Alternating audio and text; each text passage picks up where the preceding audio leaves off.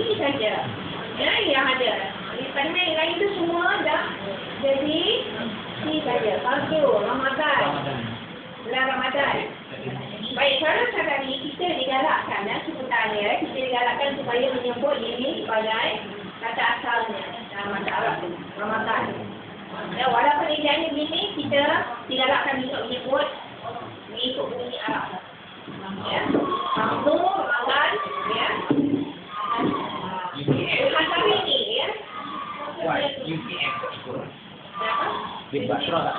Betul.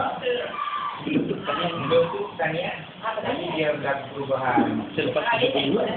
Ya. Tapi ada jumpa namanya.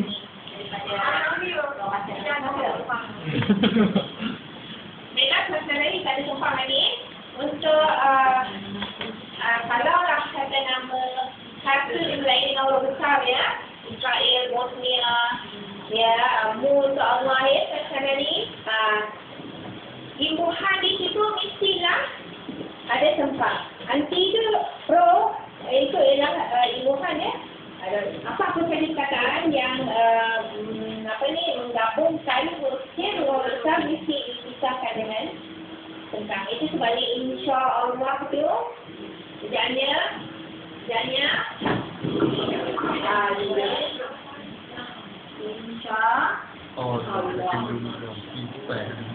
Ada tempat. ada kerana ini huruf besar. Ini huruf kecil. Ya, terpisahnya ya. Ini satu perkataan tapi oleh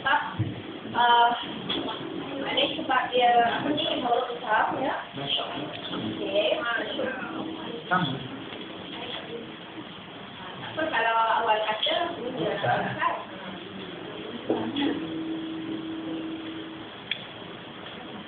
Baik, sekarang ni email ya, ada kata unsur baru masuk dalam masa email. Mengingatkan, kalau email I tentang MBL ya, jangan MBL untuk Ismail ya. Ini baru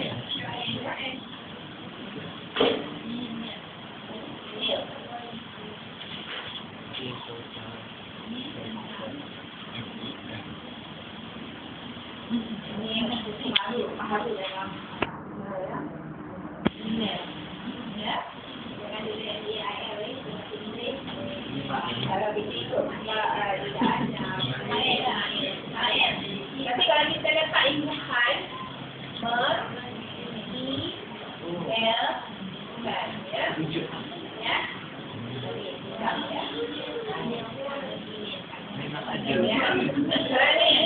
Proses morfofonik ya.